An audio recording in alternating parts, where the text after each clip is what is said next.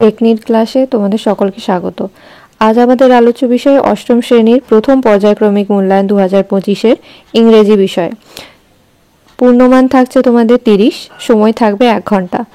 আজ আমরা সেট 1 আলোচনা করব। তোমরা জানো তোমাদের নতুন হলিস্টিক প্যাটার্ন চালু হয়েছে, তো এই সেটটা সেই নতুন হলিস্টিক প্যাটার্ন অনুযায়ী বানানো। তো চলো প্রথমে আমরা যাচ্ছি গ্রুপ এ। তো এখানে আমাদের একটা সিন দেওয়া আছে, তো সিনটা আমি পড়ছি।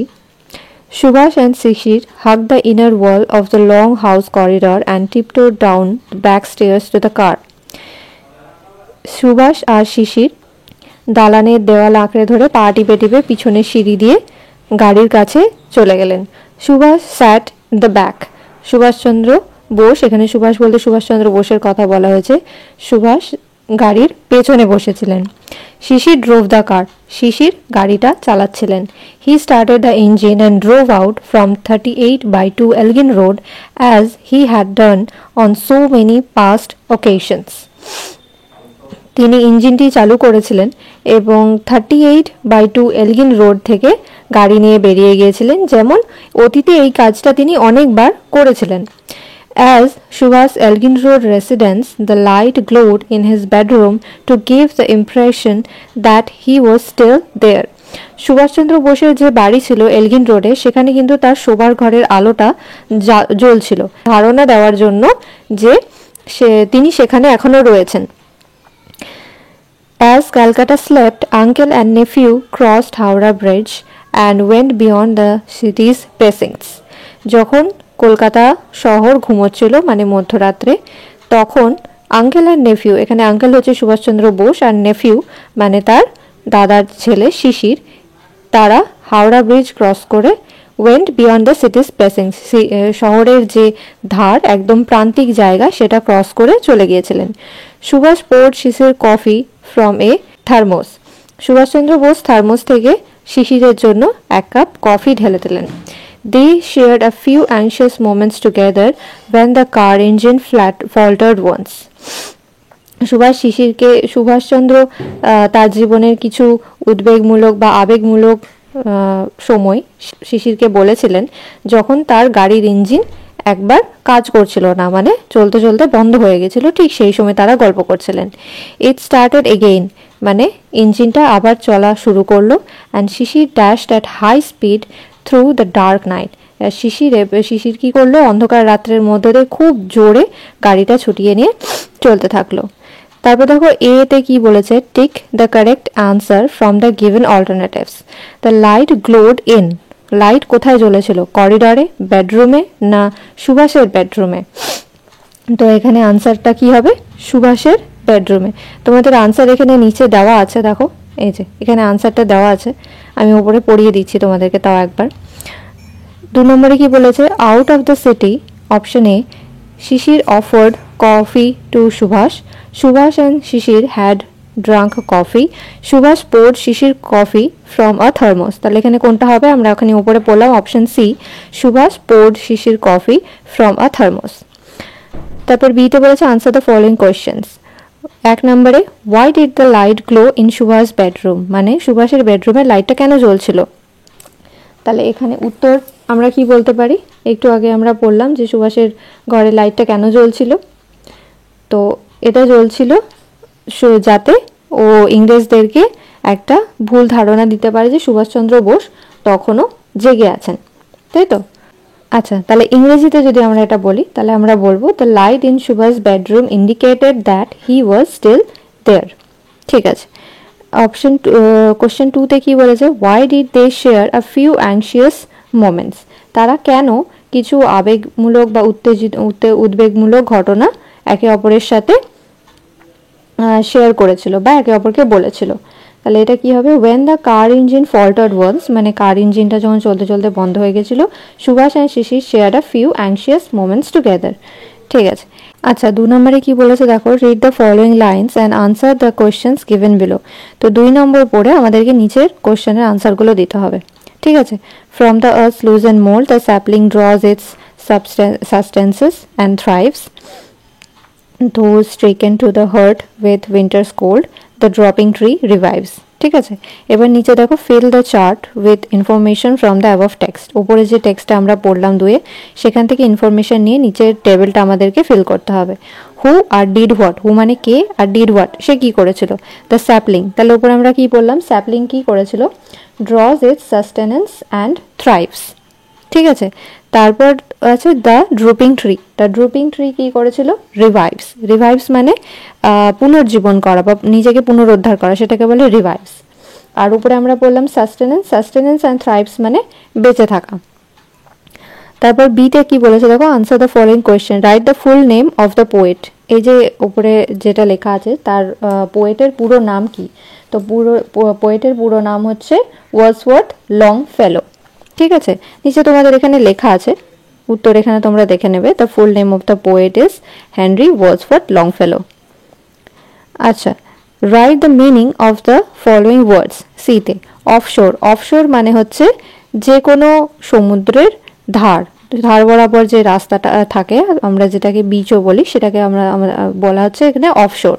ঠিক আছে, তারপর হচ্ছে টাকিং, টাকিং মানে হচ্ছে যেমন জামা প্যান্ট গুজে পড়ে, সে জামাটা কি হয় প্যান্টের মধ্যে গোঁজে, তো সেটাকে টাক করা বলে। তাহলে টাকিং মানে এখানে দেখো উত্তরে লেখা আছে holding and putting in place for a neat look, মানে আমরা যখন জামা কাপড় গুজে পড়ি কোনো কিছুর মধ্যে গুজে পরিষ্কার করে রাখা, সেটাকে টাকিং বলে। তারপর হচ্ছে grammar and vocabulary. Change the following sentences from direct two indirect speech, মানে ডাইরেক্ট স্পিচে বলা আছে আমাদেরকে ইনডাইরেক্ট স্পিচ করতে হবে। The teacher said to the students tomorrow we will go to the museum. ঠিক আছে, তাহলে এর উত্তর কি হবে, দ্য টিচার সেড বলেছে, সেড টু বলেছে, তাহলে এখানে টোল্ড হয়ে যাবে। The teacher told the students that কি বলেছে, tomorrow we will go to the museum, তাহলে they would go to the museum, tomorrow আছে, তাহলে টুমরোতে ইনডাইরেক্ট স্পিচে কি হয়ে যায়, দ্য নেক্সট ডে। তাহলে পুরোটা কি হলো, the teacher told the students that they would go to the museum the next day. তারপর 2 নম্বরে আছে the swallow said tonight I will rest in this unknown town. ঠিক আছে, তাহলে এটা ইনডাইরেক্ট স্পিচ কি হবে, the swallow said that it would rest in that unknown town that night. ঠিক আছে, এবার হচ্ছে চেঞ্জ দ্য ভয়েস। 1 নম্বরে আছে the boy was flying a kite, তো এটা ভয়েস চেঞ্জ করলে কি হবে, আ কাইট, প্রথমে আ কাইট আসবে, আ কাইট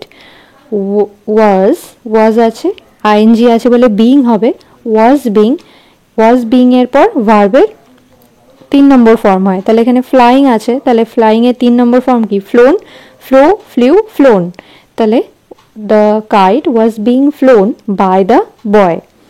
2 নম্বরে আছে a song is being sung by Shila, তাহলে Shila is singing a song. ঠিক আছে, আশা করি তোমরা বুঝতে পেরেছো। এবার আমরা আসছি গ্রুপ বিতে।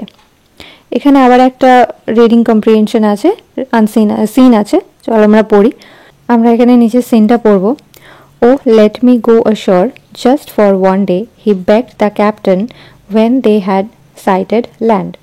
যখন তারা তীরভূমি বলতে যখন তারা সমুদ্রের ধার যেটা সেটাকে দেখতে পেল, সেই ক্যাপ্টেনের কাছে প্রার্থনা জানালো যে আমাকে একদিনের জন্য তীরে যেতে দাও। অনেক দিন সমুদ্রে চলার পর সে তীরে নামার জন্য ক্যাপ্টেনের কাছে প্রার্থনা জানালো। He promised he would return but the captain was unmoved. সে বলল যে আমি একদিনের মধ্যেই ফিরে আসব, কিন্তু ক্যাপ্টেন কিছুতেই রাজি হলো না। However, John could not stop dreaming of the land. কিন্তু জন কিছুতেই তীরে নামার স্বপ্ন ছাড়তে পারল না। One quiet afternoon, he lay fast asleep and fell to dreaming again. একদিন বিকেলবেলায় সে গভীর ঘুমে আচ্ছন্ন হয়ে পড়েছিল এবং তখন সে স্বপ্ন দেখতে শুরু করলো। Unknown to him, the ship stood offshore from his old farm. সে কি স্বপ্ন দেখলো, যে তার পুরনো খামার বাড়ি ছিল, সেখানে তার জাহাজটা দাঁড়িয়েছিল। In John's dream, the seasons turned rapidly and as each turned, so did John in his bed. জনের স্বপ্নের মধ্যে ঋতু খুব তাড়াতাড়ি পরিবর্তন হতে শুরু করলো। সেই পরিবর্তনের সাথে সাথে জনও তার শয্যায় ঘুরলো, মানে পাশ ফিরে শুলো। Consequently, the cap of his head twisted round and about. যার ফলে কি হলো, সে পাশ ফিরে যখন শুনলো তার টুপিটা ঘুরে গেল, সে মাথায় যে টুপি পড়েছিল সেটা ঘুরে গেল। It called up a squall from the clear sky that hit the ship without a warning. এটা একটা ভয়ঙ্কর ঝড়কে ডেকে আনলো পরিষ্কার আকাশে কোনো সতর্কবার্তা ছাড়াই, যেটা জাহাজকে আঘাত করলো। এবার দেখো নিচে আছে write true or false against each of the following statements. প্রথমটা কি আছে, one evening John had a dream. একদিন বিকেল বেলায় জন ড্রিম দেখছিল। তাহলে এটা কি হবে, ঠিক না ভুল? এটা ভুল হবে, কারণ সন্ধ্যেবেলায় না, এখানে দেখো ইভিনিং আছে, বলছে ওয়ান ইভিনিং। জন কিন্তু সন্ধ্যেবেলায় স্বপ্ন দেখেনি। আমরা কি বললাম যে ওয়ান কোয়াইট আফটারনুন, বিকেলে, জন বিকেলবেলায় স্বপ্ন দেখছিল, তাহলে এটা হয়ে যাবে ফলস। তারপর 2 নম্বরে বলেছে দেখো, the squall was called up because John was sleeping. তাহলে এটা ঠিক, আর যে আমরা বললাম যে ও ঘুমোচ্ছিল। দ্য জন 3 নম্বরে, John turn rapidly on his bed. তাহলে জন কি করলো, তার বিছানায় দ্রুত ঘুরেছিল, এটা সত্যি, true. Answer the given question, B নম্বরে দেখো answer the given question. 1 number, what did John beg the captain. John ক্যাপ্টেনের কাছে কি প্রার্থনা করেছিল? John beg the captain to allow him to go offshore just for 1 day when they had sighted land. যখন ও land দেখতে পেয়েছিল তখন সে ভূমিতে যাওয়ার জন্য ক্যাপ্টেনের কাছে একবার প্রার্থনা জানিয়েছিল। Where was the ship standing when John was lying fast asleep? যখন জন ঘুমিয়ে পড়েছিল তখন শিপটা কোথায় দাঁড়িয়েছিল? তাহলে উপরে আমরা কি পড়লাম, when John was lying fast asleep the ship stood offshore from his own old farm. এখানে দেখো নিচে কিন্তু তোমাদের উত্তরটা দেওয়া আছে, তোমরা যদি চাও এখান থেকে ইংরেজির উত্তরটা লিখে নিতে পারো। তারপর দেখো grammar and vocabulary. fill the blank appropriately with present perfect continuous or past perfect continuous or future perfect tense of the words given in the bracket. ব্র্যাকেটে সেন্টেন্স ওয়ার্ড দেওয়া আছে, আমাদেরকে সেই মতো এটা পূরণ করতে হবে। it dash since the morning today. তাহলে এখানে কোন ধরনের টেন্স হবে, যে সকাল থেকে বৃষ্টি হয়ে যাচ্ছে, ঠিক আছে, এখনো হচ্ছে, সকাল থেকে, সকালে শুরু হয়েছে, এখনো বৃষ্টি হচ্ছে, তাহলে এটা প্রেজেন্ট পারফেক্ট কন্টিনিউয়াস টেন্স হবে। তাহলে রেইন আছে, তাহলে এটাকে প্রেজেন্ট পারফেক্ট কন্টিনিউয়াস বানানোর জন্য কি করতে হবে, হ্যাজ বসাতে হবে, বিন বসাতে হবে, আর তার সাথে ভার্বের সাথে আইএনজি বসে। তাহলে কি হবে, it has been raining since the morning today. সকাল থেকে আজকে বৃষ্টি হয়ে যাচ্ছে। 2 number, the train dash Howrah tomorrow. এটা টুমরো বলা আছে, কালকের কথা বলা আছে, তাহলে এখানে ফিউচার টেন্স বসবে, ঠিক আছে। তাহলে উত্তরটা আমাদের কি হয়ে যাবে, the train will have reached Howrah tomorrow. কাল অবধি ট্রেনটা হাওড়াতে পৌঁছে যাবে, ফিউচার পারফেক্ট টেন্স হবে এখানে।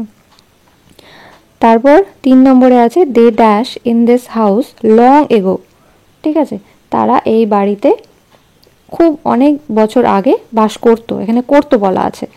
তাহলে করতো বলতে গেলে কি হবে, পাস্ট পারফেক্ট কন্টিনিউয়াস হবে, করতো অনেক দিন ধরে বাস করতো, অনেক বছর আগে। তাহলে দে হ্যাড বিন, যেহেতু পাস্ট আছে হ্যাড হয়ে যাবে, হ্যাড বিন, লিভ আছে, আইএনজি যোগ হবে, living, they had been living in this house long ago, ঠিক আছে। তারপর দেখো, write the opposite words of the following in the blanks given below. Quite, এখানে আমাদেরকে অপোজিট লিখতে হবে। তাহলে কোয়াইট মানে আমরা কি জানি, শান্ত বা চুপচাপ থাকা, তাহলে এর অপোজিট বা এর উল্টো কি হয়ে যাবে, জোরে চিৎকার করা, তাহলে কি হবে, লাউড। তারপর আছে ক্লিয়ার, ক্লিয়ার মানে আমরা জানি পরিষ্কার, তাহলে এর অপোজিট কি হবে, আনক্লিয়ার, ঠিক আছে। আশা করছি তোমরা বুঝতে পেরেছো। নিচে দেখো একটা আছে যে write a paragraph in about 60 words about a rainy day. এখানে 60 শব্দের মধ্যে রেনি ডে সম্পর্কে একটা প্যারাগ্রাফ তোমাদেরকে লিখতে হবে। এটা এখানে লেখা আছে, এটা আমি আর পড়ছি না, তোমরা ভিডিওটা পজ করে এটা পড়ে নেবে। তো প্রথমে নিজে লেখার চেষ্টা করবে, তারপর যদি কখনো তোমাদের লেখা হয়ে যাবে যখন, তখন এটার সাথে মিলিয়ে নেবে, ঠিক আছে। আশা করছি তোমরা বুঝতে পেরেছো। যদি তোমাদের ভিডিওটা ভালো লেগে থাকে তাহলে ভিডিওটিকে লাইক করবে এবং বন্ধুদের সাথে শেয়ার করে দেবে। তোমরা সকলে ভালো থাকবে, তোমরা সকলে সুস্থ থাকবে।